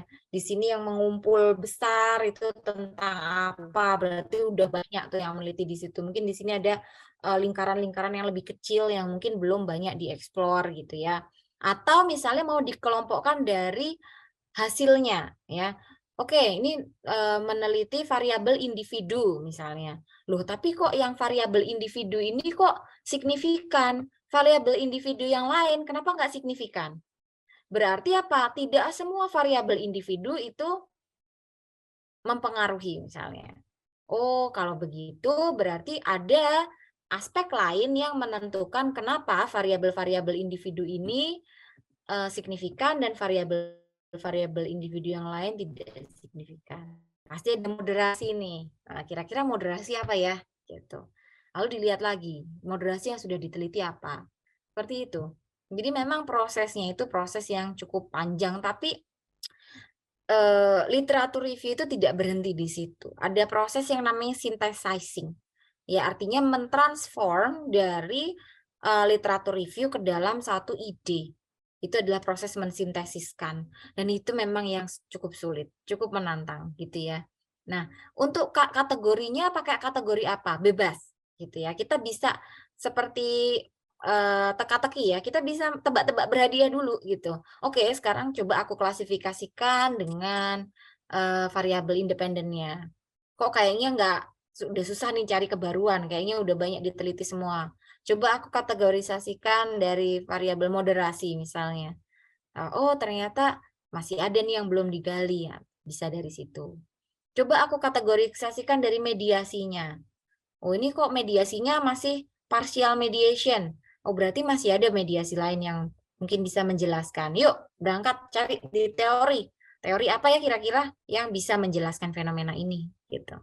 Ya, jadi prosesnya panjang, tapi outcome-nya adalah tadi ide penelitian dari proses kategorisasi ini menjadi sangat penting, gitu ya. Ya, tapi memang perlu exercise itu. Tapi intinya tidak berhenti dari map saja. Kita harus menganalisis map kita. Map itu ibaratnya data yang masih harus kita olah ya untuk memunculkan gagasan penelitian. Gitu. Oke, kemudian terkait dengan pertanyaan yang kedua, dalam menghadapi reviewer ya, memang reviewer itu paling menyebalkan gitu ya. Tapi di satu sisi karena saya menjadi reviewer ya, saya punya tanggung jawab atau kewajiban untuk memastikan bahwa paper yang akan dipublikasikan di suatu jurnal itu kan minim dari kesalahan, minim dari kelemahan. Jadi mau nggak mau pekerjaan saya sebagai reviewer adalah mencari-cari kesalahan. Dan itu memang menyebalkan kalau dari autor ya. Dari sisi autor itu sangat menyebalkan gitu. Nah, yang membuat saya tetap survive gitu dengan reviewer yang kadang-kadang memang kata-katanya menyakitkan gitu ya. Bagaimanapun kan ini pekerjaan yang kita lakukan tidak dalam waktu singkat ya. Ini butuh banyak effort untuk meneliti kok sudah disubmit terus dikritik habis-habisan, itu sakit hatinya gitu ya. Tetapi sekarang kita bayangkan seandainya tidak ada reviewer tersebut ya. Mungkin kalau kita publish ya begitu saja tanpa di-review, mungkin ke depannya kita malu sendiri. Ternyata masih banyak yang salah loh. Ternyata riset kita ini tidak, sebenarnya nggak layak gitu. Masih ada yang salah, masih ada yang kurang ya. At least kalau sudah di-review itu kan semakin minimal ya kesalahannya, kemudian kelemahan-kelemahannya juga sudah kita address dengan baik gitu kan. Jadi ketika publish juga kita ada rasa puas dan lebih aman gitu. Kita tidak akan menyesatkan orang lain. Pertama itu. Yang kedua, untuk mengimprove kualitas paper kita, coba kita minta ya, Mas Fikri mungkin minta ke istri atau ke pacar gitu. Tolong dong periksain gitu ya skripsi aku gitu. Ya, belum tentu kan mereka mau menyediakan waktu, mau membaca gitu. Padahal pacar sendiri ya, tetap aja belum tentu mau gitu ya. Membaca paper yang cukup panjang, melihat kesalahannya satu-satu. Tapi reviewer ini mau loh, gitu kan. Mereka menyediakan nasihat secara gratis. Ya, expert consultation. Saran yang berasal dari ahlinya gitu kan. Oh, ini apa yang kurang ya, apa yang perlu diperbaiki. Dan itu sulit didapat, bahwa bahkan pada saat kita bimbingan skripsi pun kan kadang-kadang kita kejar-kejar dosen untuk mendapat feedback ya, nggak mudah gitu. Tapi di sini dengan adanya reviewer, mereka dengan sukarela memberikan masukan-masukan untuk kita bisa meningkatkan kualitas tulisan kita. Jadi ya dilihat seperti itu, sebenarnya kita bersyukur ya dari viewer ini, karena dia yang membantu kita untuk memastikan bahwa tulisan kita memang layak dipublikasikan. Jangan sampai malu-maluin gitu ya ke depannya. Ya mungkin itu saja sih yang menjadi pegangan ya ketika kita menghadapi reviewer. Seperti itu Mbak Mei. Oke, baik.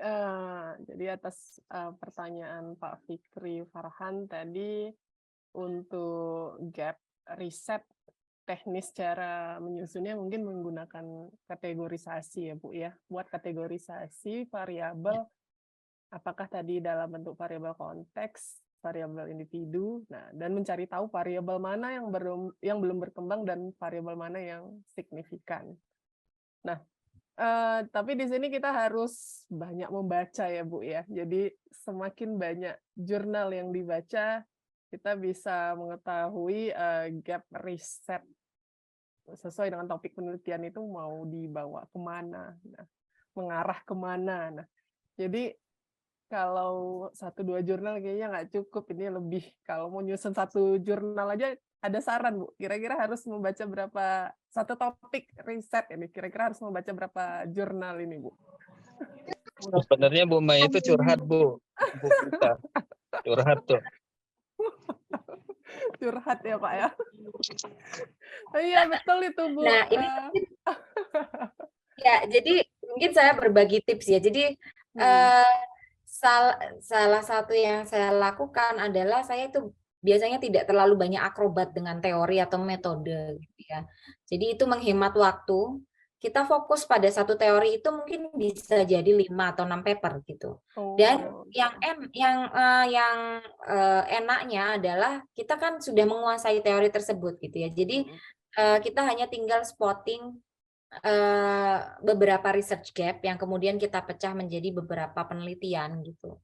Tetapi kita nggak usah lagi membaca teori yang baru ya. Kita makanya akrobatnya mungkin lebih ke ininya, ke apa ya, topiknya. Dan ketika kita bisa melihat isu secara lebih spesifik, itu juga nanti untuk bacaannya jadi tidak terlalu kemana-mana, jadi sudah lebih spesifik di konteks tertentu gitu ya. Misalnya tadi saya sudah langsung mengerucutkan, oke, saya mau membahas mengenai resiliensi ketika pandemi, ya sudah di situ aja diuplek gitu ya. Jadi nggak terlalu kemana-mana membaca tentang entrepreneurship atau apa gitu. Nah, sedangkan untuk antropomorfism, sosial kognitif teori itu kan sudah makanan sehari-hari gitu ya. Saya juga ini di berikutnya lagi saya juga meneliti tentang antropomorfism lagi dengan teori sosial kognitif lagi juga, tetapi konteksnya berbeda gitu. Jadi effort yang kita keluarkan akan menjadi lebih efisien, hasilnya lebih banyak seperti itu. Ya mungkin sedikit berbagi. Terima kasih Bu. Dan tadi pertanyaan kedua dari Pak Fikri ya, Pak Fikri Farhan, menghadapi reviewer. Nah, karena di sini memang tanggung jawab reviewer itu menjaga kualitas paper dari jurnal yang mereka review. Nah, tapi di sini Bu sering ditemukan juga dari beberapa cerita teman. Ini isunya lagi isu hangat, memang lagi dibahas lah. Nah, nanti menunggu sekian minggu, rupanya balasan dari reviewernya, ini isunya sudah ada sebelumnya, udah pernah dibahas. Jadi kadang bingung, ini isunya masih baru, udah pernah dibahas. Jadi secara halus ditolak, begitu. Nah itu juga mungkin harus sabar menghadapi reviewer kali ya Bu ya. Iya, Mbak, betul sih Mbak. Ya, jadi memang yang pertama itu memang mungkin bisa jadi itu cara yang halus. Tetapi yang kedua adalah tadi yang sudah saya sampaikan juga poin di tengah bahwa memang sangat riskan ketika kita menggunakan statement bahwa isu ini belum pernah diteliti. Jadi mungkin nanti bisa dicek gitu ya bahwa itu saya menghindari penggunaan kata-kata tersebut gitu. Karena kata tersebut itu sebetulnya. Kenapa? Karena kita kan nggak bisa yakin bahwa sebetulnya kita apa kita yakin bahwa kita sudah membaca semua paper, ya kan? Apalagi di Indonesia ini akses paper itu kan terbatas. Jadi kita merasa kita sudah baca semua, tapi ternyata reviewer yang dari luar negeri mereka membaca lebih banyak karena aksesnya lebih luas. Sehingga untuk kita terutama itu akan menjadi sangat beresiko kalau kita membuat klaim bahwa isu ini belum diteliti. Jadi tadi seperti yang saya sampaikan, justru kita mendemonstrasikan, oh ini loh yang sudah ada, yang sudah pernah diteliti variabel-variabel ini, yang sudah diteliti variabel-variabel itu gitu ya. Kemudian nanti bagaimana kita mengolah gitu ya, mensintesiskan menjadi insight tadi gitu. Kira-kira kalau ini ditabrak dengan ini kira-kira gimana nih gitu ya. Jadi pertanyaan anak kepala itu justru lebih menjual sebetulnya. Jadi kalau gimana ya kalau misalnya nih diaplikasikan di konteks ini nih gimana kira-kira tadi kan seperti entrepreneurship itu ya. Kalau saya mau mengatakan bahwa anthropomorphism belum pernah diteliti, oh, sudah ada yang meneliti gitu kan. Tapi kan konteksnya kan di entrepreneurship gitu ya. Kalau melihat efek gimana kalau misalnya anthropomorphism ini diaplikasikan di entrepreneur gitu. Kira-kira apa hasilnya? Jadi pertanyaan-pertanyaan yang nakal seperti itu yang mungkin justru lebih diapresiasi dibandingkan dengan kita mengatakan bahwa ini belum pernah diteliti seperti itu. Oke. Nggak bisa kita langsung menyimpulkan ini belum pernah diteliti, padahal kita belum mencari tahu. Iya, Lebih banyak lagi ya Bu ya. Betul, dan kata-kata itu memang agak beresiko ya karena karena ada gap gitu ya. Akses kita tuh hanya terbatas kan di Indonesia ini ya. Yang kadang-kadang banyak paper-paper bagus yang tidak bisa kita akses, harus berbayar. Nah, sedangkan kalau di universitas luar negeri itu semua akses terbuka. Jadi mereka mudah sekali menemukan, oh ini topik ini ya sudah ketemu. Sedangkan kita udah googling nggak ketemu-temu gitu ya. Jadi seperti itu sebetulnya mungkin yang menjadi isu. Oke, baik Bu. Atas jawabannya dan masukannya. Baik, untuk pertanyaan selanjutnya dari peserta lain dipersilahkan. Ini padahal topiknya menarik ini. Mana ini mahasiswa ataupun juga para akademisi, Bapak Ibu dosen, dipersilahkan jika ada pertanyaan.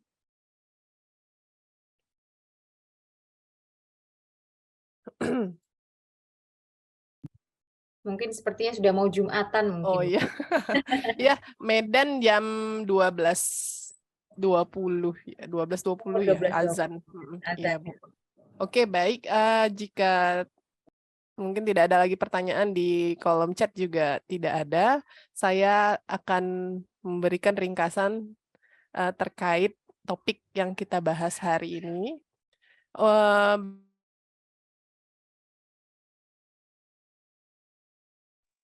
Nah, untuk kriteria adanya 3 item. Yang pertama itu mengenai ide riset harus relevan dan penting. Bagaimana kita memunculkan ide penelitian yang berbasis pada riset terdahulu. Kemudian penulisan riset harus singkat, jelas, dan mudah dipahami agar memudahkan reviewer untuk meng-highlight penelitian yang disampaikan. Kemudian yang ketiga, metode penelitian. Di mana metode penelitian yang digunakan harus sesuai dengan justifikasi karya ilmiah yang kita ambil. Kemudian untuk sumber ide penelitian, kita harus mengobservasi bagaimana isu yang terjadi, fenomena yang terjadi, khususnya di sini isu yang lagi hangat, isu yang terbaru. Kemudian mengidentifikasi gap penelitian dengan mengumpulkan beberapa penelitian sebelumnya. Dan mengkombinasi 2 domain yang berbeda.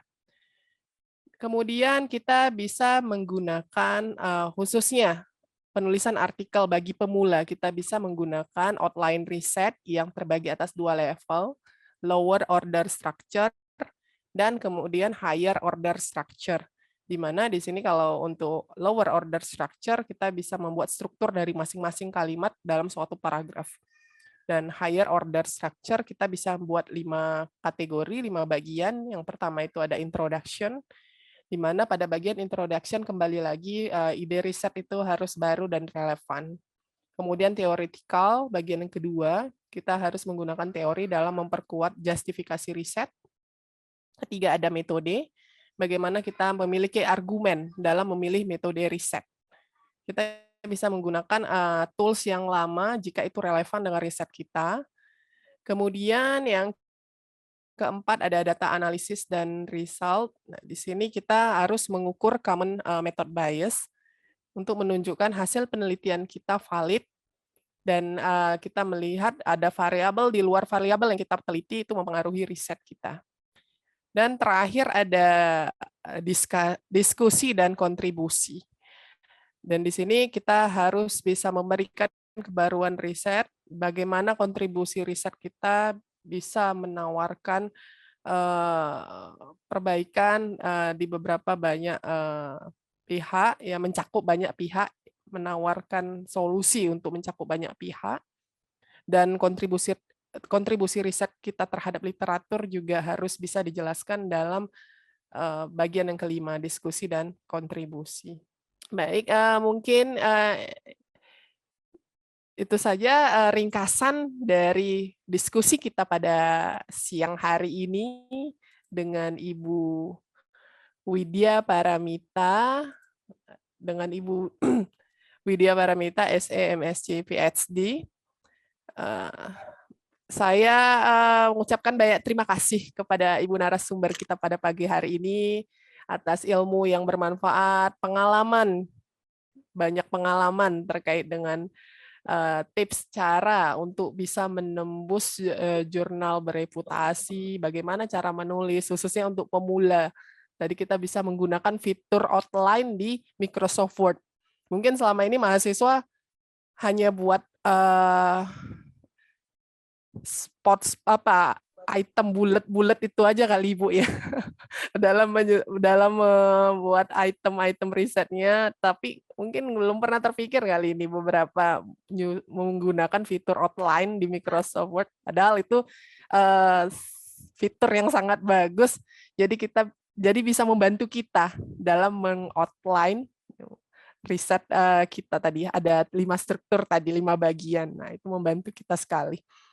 Jadi terima kasih banyak, Bu. Dan untuk para peserta, terima kasih banyak sudah hadir pada siang hari ini. Dan untuk para dosen, tidak hanya akuntansi tadi ya, ada dosen dari beberapa prodi juga saya lihat. Terima kasih atas kehadirannya. Untuk itu saya, Maihana Bilqis Rangkuti, mengundurkan diri. Saya serahkan dan kembalikan kepada Ibu MC kita, Ibu Munawwaroh SE, MSI.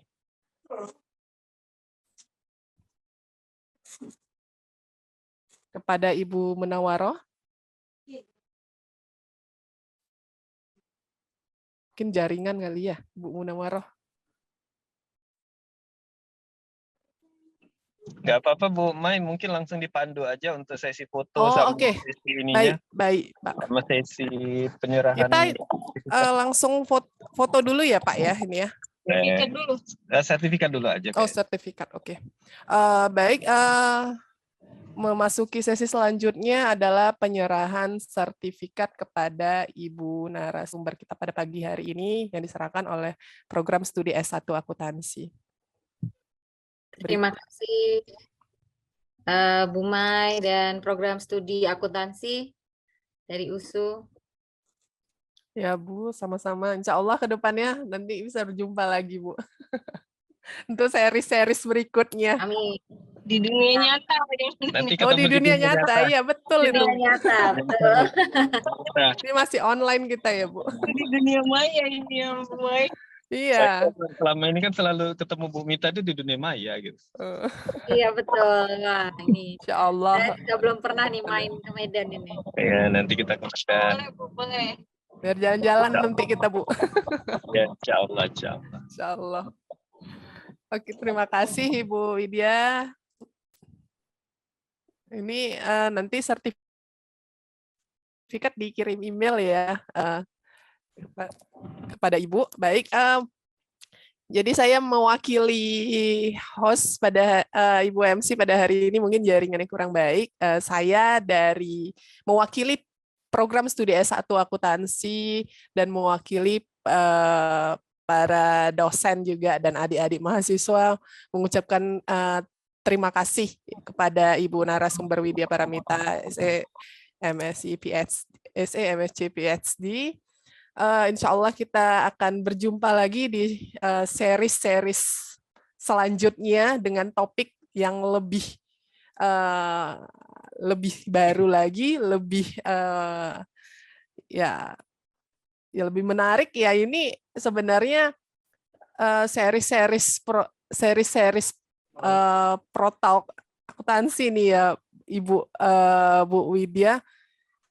Semua disesuaikan dengan kebutuhan akademisi, baik itu mahasiswa dan dosen. Nah, jadi insya Allah ke depannya kita tunggu topik-topik selanjutnya ya untuk adik-adik mahasiswa dan juga para dosen akademisi.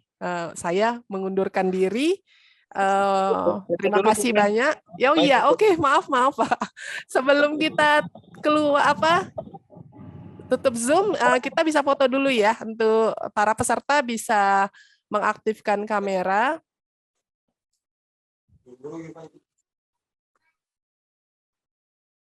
Kita foto bersama dulu.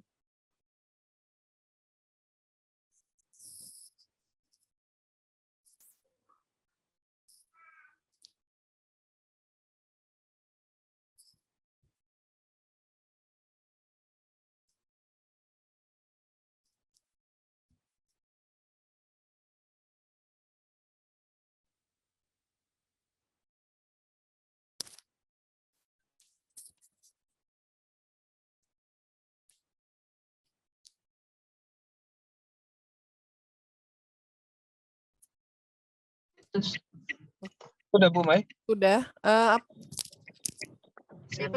Adminnya yang foto Siapa yang mengarahkan? Sisi. Oh iya, Sisi boleh Sisi. Oh, Sisi. Boleh, Sisi? Oke, baik. Untuk slide pertama diharapkan untuk semua on-cam dalam hitungan ketiga, 1, 2, 3. Untuk slide kedua dalam hitungan ketiga, 1, 2, 3. Slide ketiga, 1, 2, 3. Slide keempat dan slide ke terakhir 1, 2, 3. Baik Ibu, sudah Ibu. Terima kasih Sisi atas dokumentasinya. Baik, untuk itu saya tutup dulu acara Pro Talk series ke-12 yang diadakan oleh program studi S1 Akuntansi. Terima kasih kepada Ibu narasumber dan Ibu program studi ya, Ibu Kaprodi dan Ibu Sekprodi yang sudah memfasilitasi acara ini. Saya tutup dan saya akhiri. Wassalamualaikum warahmatullahi wabarakatuh. Selamat siang untuk para peserta. Waalaikumsalam. Terima kasih Bu Mita. Nanti ketemu lagi. Salam sama Bu Uri, Bu Mita, sama Pak Pi juga. Nanti disampaikan Pak. Keluarga FEB. Terima kasih Bu Widya. Nanti sampai bertemu lagi ya Bu. Di dunia nyata. Offline. Mohon pamit. Ya, sampai jumpa.